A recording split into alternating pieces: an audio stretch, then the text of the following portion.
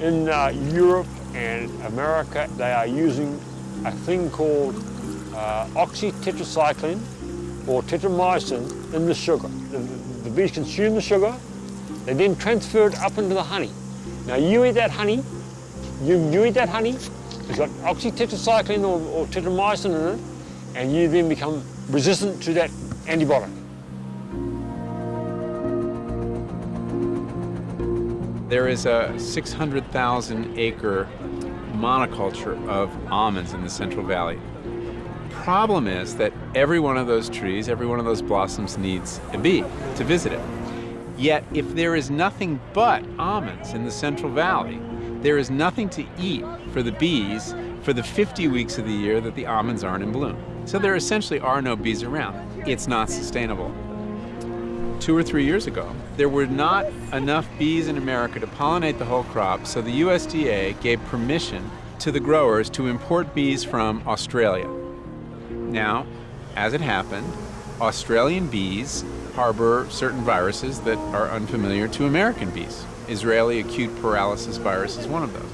We brought that in to pollinate the almonds. That's where all the bees of America mixed. We've created this great bee bordello, as one beekeeper put it. We constantly intermix from all over the country. So if they've got something in one part of the country, like tracheomite, and we don't have it in our part of the country, we certainly will have it because the migratory nature of beekeeping spreads all these pests at a very rapid rate.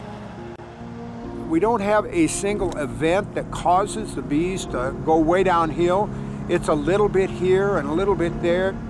These semi-load trips, I believe, cause huge stress on it. Once the hive starts getting stressed to a certain point, then it can no longer cope with many of these other things.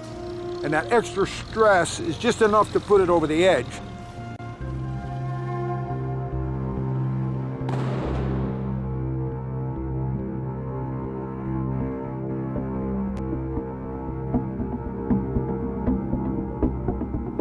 So many of the problems we face come down to one thing, and that is monoculture. There are many attractions to monoculture. It's efficient, but from the point of view of nature, it's insane. And monocultures are the reason that the bees are struggling. And monoculture is the original sin of agriculture. Now, the trouble with monoculture is it's an absolute distortion of the way an ecosystem works. Because what you do with a monoculture is you take your vibrant ecosystem, you destroy it, and then you put in place all the things that you just took out. So instead of having natural fertilizers in the soil, you add inorganic fertilizers. Instead of allowing a natural ecosystem around pests to develop, you have to use pesticide. So what's the connection with bees? As far as the industrial agricultural corporations are concerned, the solution that's being offered is to destroy the insects that make food possible. And this is the disaster that they're ready to force on us. It used to be a continuous paradise for honeybees from Pennsylvania all the way through South Dakota, the whole northern part of the country. But now there's just huge expanses of it are just monocrops of corn and soybeans.